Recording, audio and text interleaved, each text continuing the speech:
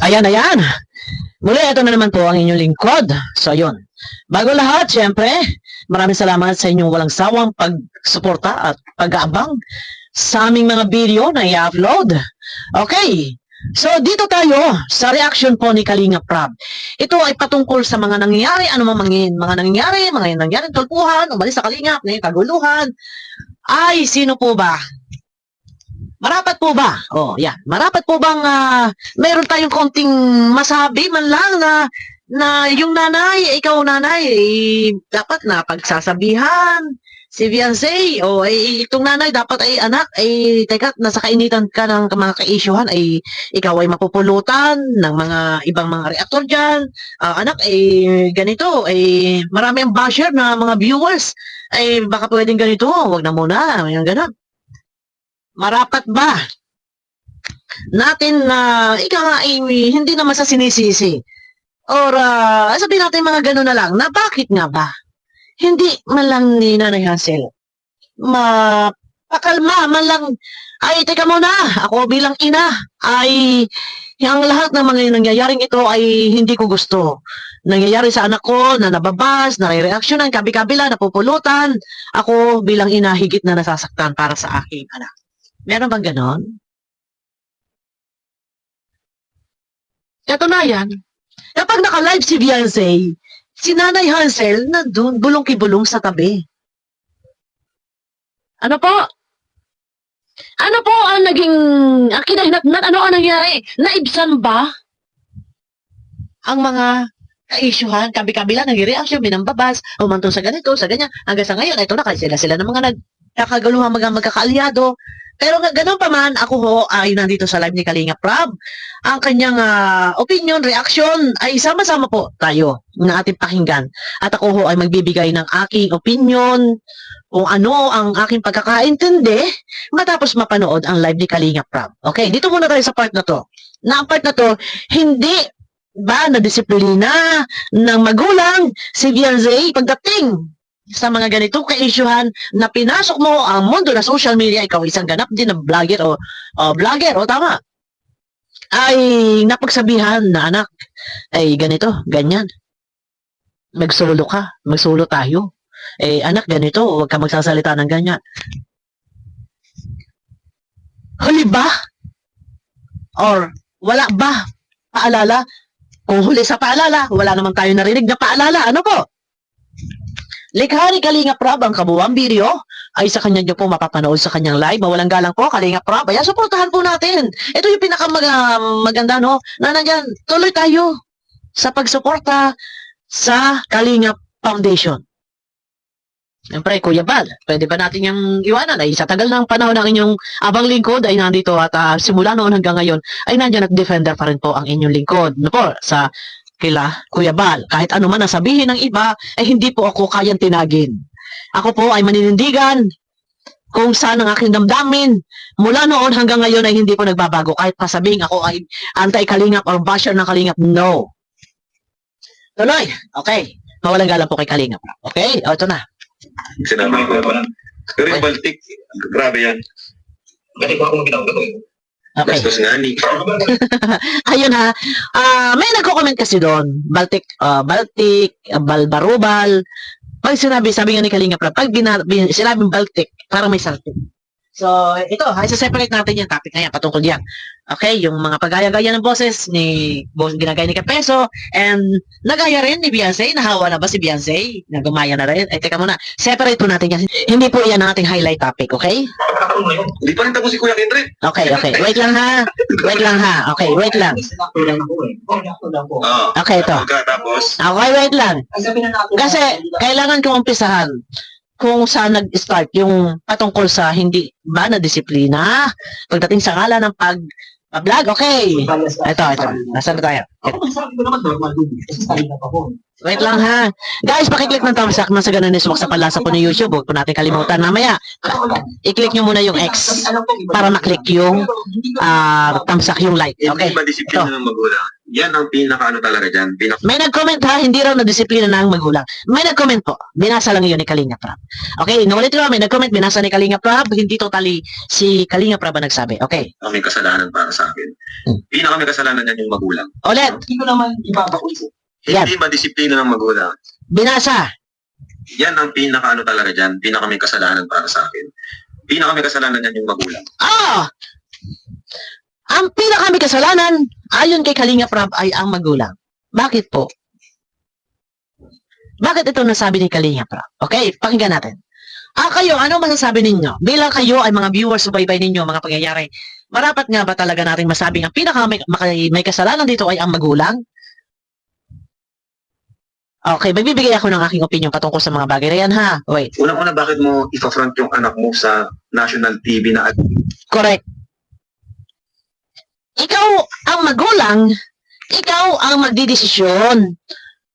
Bakit mo nga naman ipopront yung anak mo sa napakalaking channel na 30 million sa Rapid Tulfo in Action?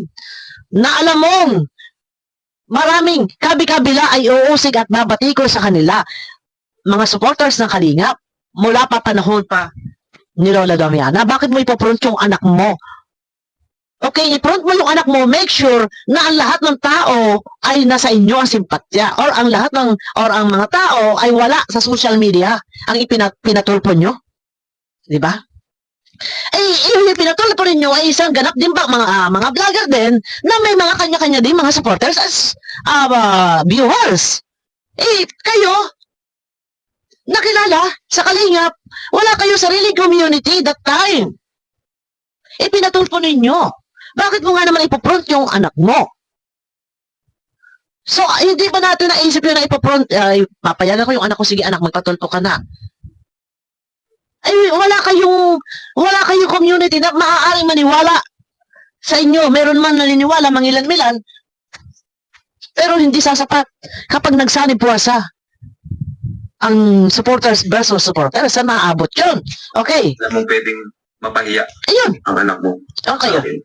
Pinaka may kasalanan yan yung magulang. Okay, inulit ko lang ha. O, bakit? Unang-una, bakit mo ipa-front yung anak mo sa national TV na Totoo. alam mong pwedeng mapahiya ang anak mo? Totoo yan. Ipaproof mo, pero ano ba ang pinaglalaban nila? Gaano ito kabigat? Gaano kalaki ng mga na hinahabol nila? Gaano ba kalaking problema ito na kailangan ay mabigyan ng hustisya? Kailangan tayo magtulpuhan. Hustisya ba talaga ang hinahanap? Kung hustisya ang hinahanap, boss, Kalinga Prab, kung hustisya ang hinahanap nila, hindi sa tulpo. Doon sila sa husgado, sa korte, di ba? Pero bakit sa tulpo? Ano ang sabi ni Fiancé? Kasi mas malaki yun, marami makakapanood. Pero itong ina, dapat pinag-isipang mabuti. Pero bakit nga ba nagpatulpo? Meron bang mga nagsolsol? Yun ang tanong doon. Napapahiya sila, mababa sila yung anak niya. O, di ba? Diba? Yun ang pinaka talaga dyan, yung magulang. Yung magulang. Pinaka may kasalanan dyan. Oh. Pangalawa, yung magulang kasi yung talaga punot dulo diba? Yun! Magulang daw ang punot dulo. Ayaw kay Kalinga Prab kasi ito, ang totoo. Ang pinagmulan talaga nito, nagpara-comment si Nanay Hansel sa live ni Kuya Bal. At doon sinabi na ang simento na ginamit ni Kuya Bal sa pagpapagawa ng bahay ay simento daw ng sponsor, kaya sponsor daw nagpagawa nun. Doon nag-umpisa yun. Dahil ang totoo, di ba, nilakad na nila Kalinga Prab, ni Kalinga Edo, last episode 98 yata yun. Nagkamayan na, okay na. Kaya lang pumasok si Nanay Hansel at doon sinasabi na ang nagpagawa ng kwarto ay sponsor dahil ginamit daw ni Kuya Bal ang semento na binili ng sponsor. Tuloy. Diba? Siya yung nagpara-comment. Nagpara-comment pa siya sa live ng anti-Kalinga. Yes! Diba? Nagpara-comment sa kung saan live. Mga anti-Kalinga yung kinumenta niya. Isa pa nga yun, nagtakbo-takbo doon. Kaya din yung mga anti-Kalinga, buwal-wal na din. Kung sana mas pinili nila ang tahimik at kausapin si Kalinga Prab na baka naman pwede, stop na natin to. Kasi pag si Kalinga Prab ang humingi ng order, si Kalinga Prab ang naglabas ng order na stop ang mga reaktor, huwag reaksyonan si Beyonce. Kaya ni Kalinga Prab kontrolin ang mga reaktor. Di ba? Si Kuya Bal, pinagtanggol lang yung sarili niya. Tama. Tama, totoo. Kasi nag-comment si Nanay Hansel doon sa live ni Kuya Bal patungkol doon sa simento. Na nagpagawa raw ng bahay, ng kwarto, ay ang sponsor kasi ginamit daw ni Kuya Bal yung semento na binili ng sponsor. So, siyempre, si Kuya Bal nagtanggol lang. Sino bang nauna? Ang tanong sinong nauna? Kung hindi nag-comment yung nanay Ayun. about dyan sa mga paratang, Oh, tapos sa antay-kalinga pa nag-comment, yun. Nawalwal sa iba. walang ganito. Ayun. Walang ganito. Kaya Ang lang, ginawa ng nanay ay, ako mismo yung chinat. yan ang sinasabi ko. Matagal ko na sinasabi yan sa vlog ko. Ang sabi ko pa noon, humingi din sila ng privacy kay Iking. Kasi gamit na gamit sila ni Iking noon. Tsaka na Rensay. Kaya lang hindi sila nasasalita. Ang sabi ko pa noon, kausapin nyo si Kalinga Prab. Kayo ang mag-usap ni Kalinga Prab. Dahil si Kalinga Prab ang nagbablog sa kanila. Ay wala eh. Tumakbo doon sa mga anti-Kalinga. Hindi rin nagsalita, nga man lang. Ako po, kami po, ng aking anak, na hindi na kami magpapablog muna sa panahong ito, kahit kanino pa man, sa Kalingap, kay Dr. Lab, kung kanino pa man, para sa aming katahimikan. Ako ho ay nananawagan, sana kay Kuya Bal, kay Kalingap Rab, na gusto ko ho kayong makausap, personal, nang sa ganun ho ay mapag-usapan natin yung mga bagay-bagay na dapat pag-usapan, kung paano ho natin malulutas ang mga problemang ating kinakaharap. Kung sana'y kinausap si Kalinga Prab. Dahil kapag si Kalinga Prab naglabas ng order na bawal mag-reaction, sa ganito, kaya niyang kontrolin.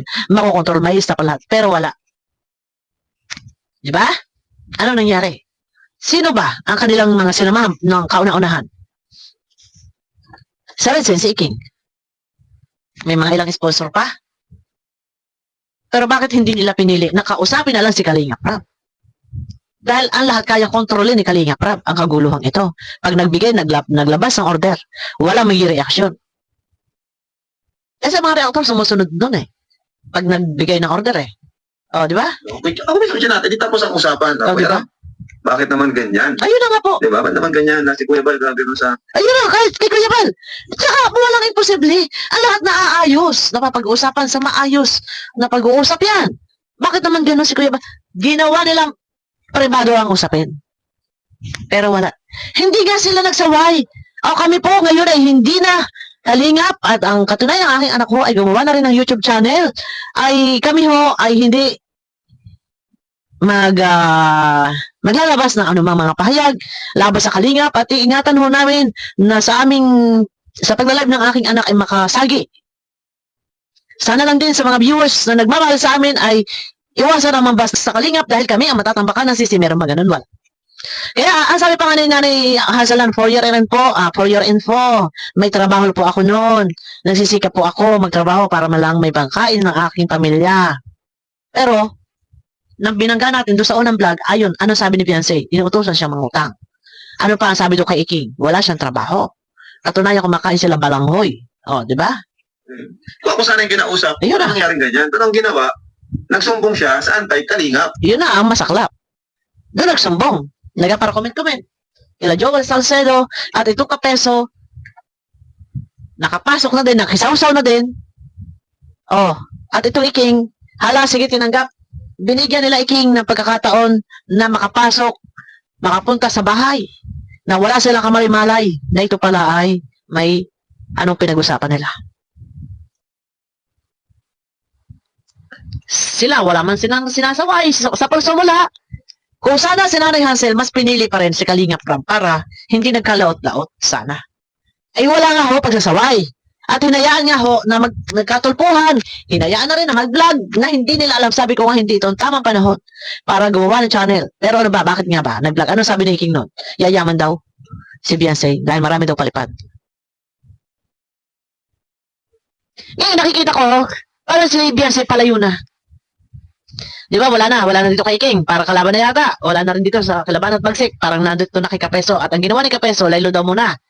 Para kay Beyonce, para pinagkatiwala ni Kapeso, ito kay Kayo. Ayaw kay Kapeso, sila Kayo na daw muna ang bahala. So mapapalayo na si Beyonce. O, ayan ang nangyari. Di ba? Yun ang pinakamasama niyan. So ang pinakakunot dulo dito, yung nanay talaga. Ay! Ayun, no, sa madaling salita, ay may pagkukulang ang magulang para sa pagsweto sa kanyang anak, kagaya ng mga paggaya-gaya ng boses. Hindi rin nasaway iyon. So, ayun nga kay Kalinga Prab, may pagkukulang dito ang anak.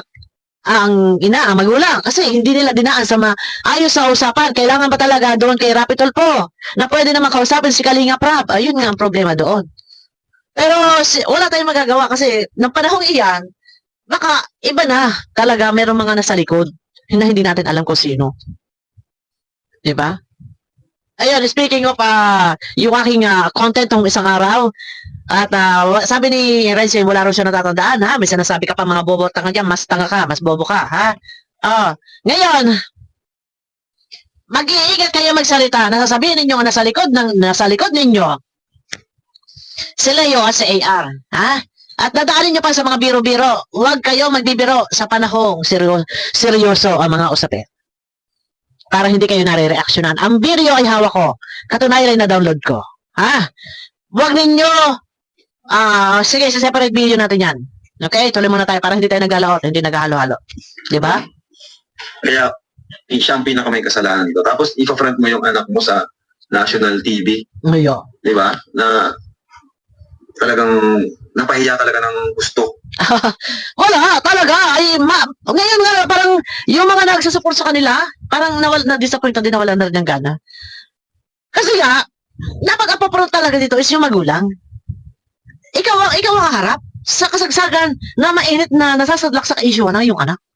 Kasi kung sa part ko yun, patatahimikin kong anak ko, isang halimbawa ako, stop, tahimik. Wala magbablog sa iyo. Okay, gumawa ka YouTube channel, hindi itong tamang panahon kasi maraming basher. Pero, hindi nga nasaway. Sabi ko nga ako sa part ko, ako ang ina, ako ang harap, ako ang makikipag-usap. Patatahimikin ko anak ko, wala kang sasabihin, hindi ka pwede munang makita sa panahon ito. Ako ang kakausap. Pupuntahan ko sila Kalinga Prab, sila Kuya Bal, para maayos ang lahat-lahat. No? At kakausapin ko sila Iking, sila Redzane na wag nyong ikakalag ka rin ng anak ko sa topic kahit sa thumbnail. Ako mismo ang magsasalita. Hindi ko muna palalabasin ang aking anak kasi ang anak ko ang aking poprotektahan na maiwas sa bashing at sa panguhusga ng ibang tao. Kasi nakakaawa ang bata, alam sa totoo lang. Huwag sasabihin na strong, yung kagaya sinasabi ni Iking, strong, matatag, sinubok na, hindi. Naaatim ba ng nanay na hanggang sa ngayon, marami ang mga basher sa inyo po? Hanggang kailan to? Walang kontrol sa mga reaktor na mag-reaction sa inyo. Katunayan nga, para ngayon nga, marami ng mga na-disappoint sa inyo, yung mga nagtatanggol sa inyo, kagaya ng mga the empowered woman, disappointed na. So, ito yung pinakamahirap. Huwag natin sasabihin, kaya ng anak ko, ako anak ko, kawawa naman ang anak ko. Pagka ganito, nakabi-kabila ay thumbnail. So, dapat talaga, nanay, kayo po ang haharap sa mga problemahang hinaharap ng inyong anak na kabi-kabila nire-reactionan. Kung sana umpisa pa lang, kinausap niyo si Kalinga Prab, di sana hindi humantong sa ganito. Kundi sana, nung umpisa pa lang, mismo kayo humingi, mismo kayo ng privacy kay Iking at saka kay Redzane, di sana hindi humantong sa ganito. Nasawsawa na po ng iba. Nandiyan na sila Kapeso, nandiyan na yung ibang mga reaktor, nasawsawa na ng iba. So, sino po ang dapat sasihin pa? Sa mga pangyayari ito na kayo po dapat ang haharap para sa mga mainit at naka-issue ang kinasasakutan ng inyong anak. Kayo dapat, pero huwag palalabasin na kasalanan pa ng Kalingap. Okay. Sabi ko nga, kayo po dapat, anumang mga ka-issuehan, saan man nagmula ang issue yan. Dahil inyong anak po ang nasasadlak sa problema, sa pangbabas, at sa pagtapik-tapik ng mga reaktor, kayo po dapat. Ang ginawa ninyo, kinausap nyo si Kalinga Prab, dahil si Kalinga Prab po, pag naglabas ng order, na kukontrolan yung mga reaktor, huwag nyo re-reactionan, sinusunod. Pero dito po, binaliwala nyo rin si Kalinga Prab, wala na, iba na po yung nakakausap ninyo hanggang sa lumaot na lumaot. So, nasa sa inyo po, kung kayo po mismo ay naging maagap, kayo po mismo ang humarap sa problemang kinasasangkutan ng inyong anak, di sana po naayos ang lahat-lahat ng ito. Kung kayo lang po ni Kalinga Prab ang nagkaintindihan. Di ba? Di ba? So, kasi ma-influensya si Kalinga Prab eh. Kaya niyang kontrolin ang mga reaktor. Pag naglabas siya ng order, kaya niyang kontrolin.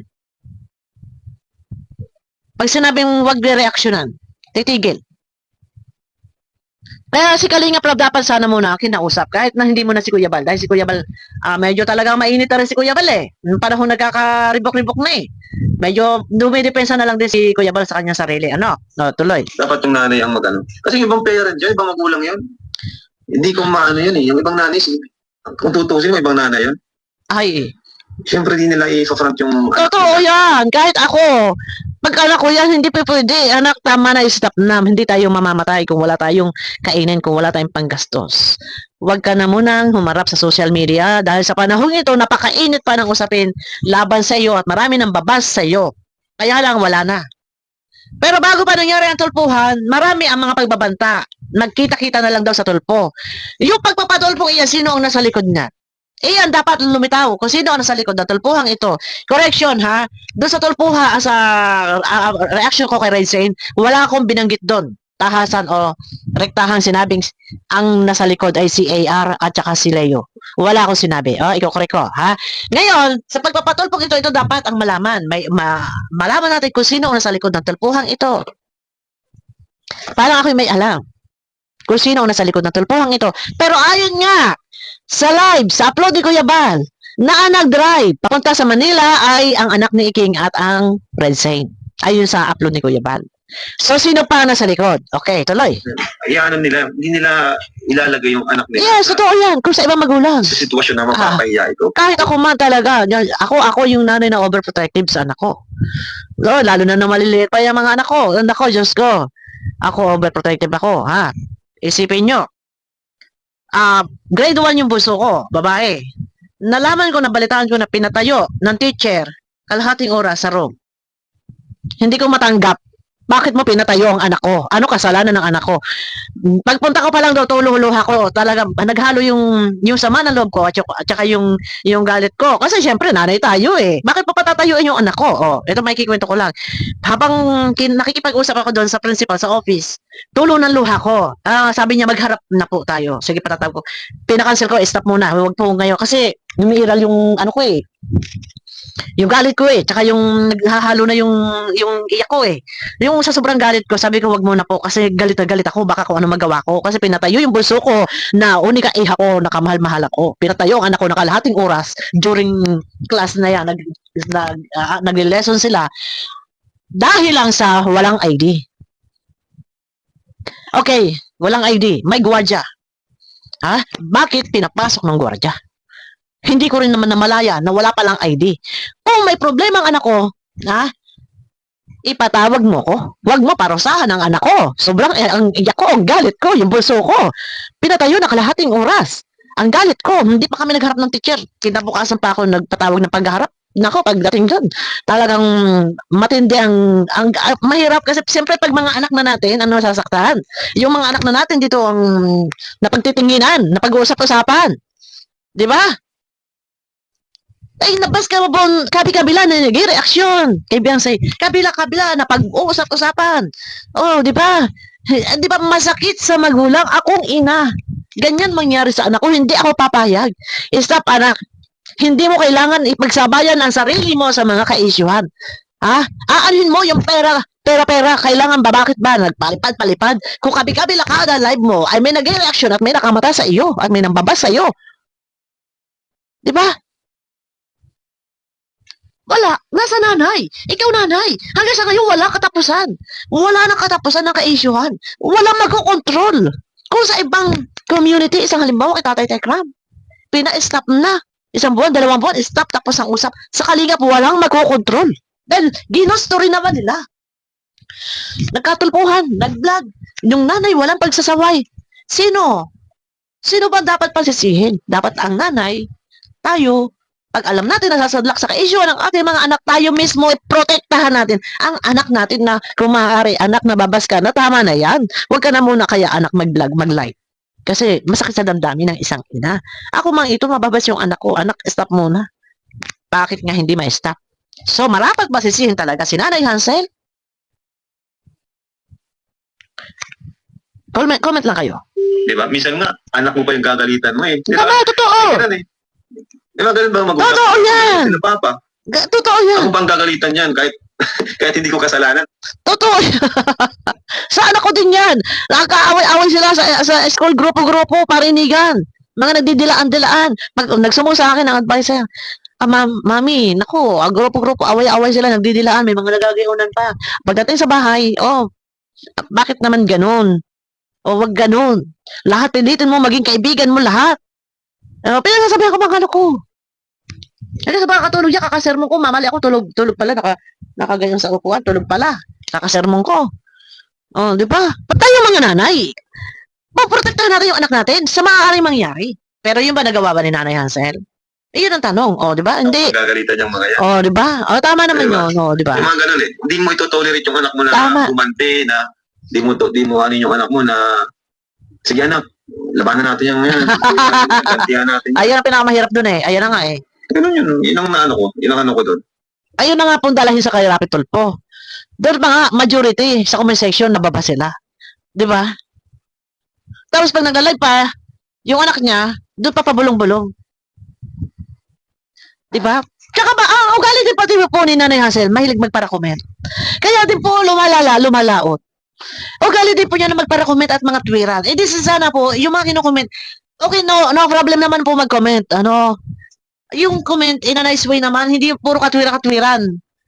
Okay, may channel na. Magbigay na isang pahayag, tapusin putulin. Wala silang hinihiling na ganon.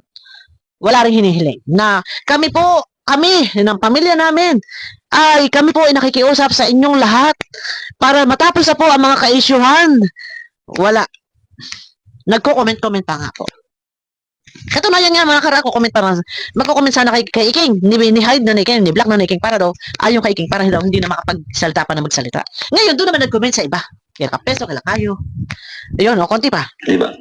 May ibang way naman kasi para, bisan nga, yun nga, nalala naman sa tamang usapan talaga. Ayun, ang pinaka dito, pinaka the best dito. Ang lahat ay nakukuha sa nadadaan sa maayos na usapan. Yan yung sinasabi ko, magpakasama-sama ng mga ka-isyuhang iyan. Yan ay nakukuha sa matapos na maayos na usapan na dapat may isang tao lang kayo na pwedeng kontakin. Sino? Marapat ba kayong makipag-usap sa mga tao may galit din sa Kalingap? Hindi. Isa lang ang dapat kausapin dito. Si Kalingap Prab. Na si Kalingap Prab, kapag naglabas ng order, huwag nyo re-reactionan. Tapos ang usap. Naalala ba si Kalingap Prab na kausapin, humingi ng payo, pero sabi nga ni Kalingap Prab noon pa, nagpayo na siya kay Beyonce na kung maaari ay magsulo, kagaya ng ginawa ni Rachel. Wala. Parang ano na din eh, mas naniwala sila sa iba. Okay, fine. Andiyan na yan. Pero yun nga, wala tayong magagawa. Andiyan na po yan. Ginusto nyo yan at wala po kami naririnig na kayo ay humihingi ng pakiusap na or gusto ninyo na matapos ng lahat. Wala kayong hinihiling na matapos na ang mga ka-isyuhan. Katunayan, kayo nga po, nagpara-comment pa sa iba. Parang doon kayo. Nagko-comment pa rin. Okay. So, hanggang dito muna. Abangan nyo ko guys sa aking next video. May galab shoutout po sa inyong lahat. Pakiclick ng thumbs up. Nang sa ganun is swak. Sa palasa po ng YouTube, pakiclick lang po ng X dyan sa Premiere Live Chat. Pag next, nakaklik nyo yung X, may lalabas po dyan na kamay, nakaganon. Thumbs up, pakiclick naman po. And baka meron pang hindi pa nakasubscribe. Siyempre, pakiclick na lang din po ng bell. Para doon sa mga hindi pa nakaklik ng bell, yung mga hindi pa nakaklik. Pag naklik nyo yung bell, may lalabas po dyan na all, i-click nyo po yung all, nang sa ganun updated po kayo sa aking mga video na i-upload. Ayan, bye-bye po, abangan nyo po ako ulit sa aking next video.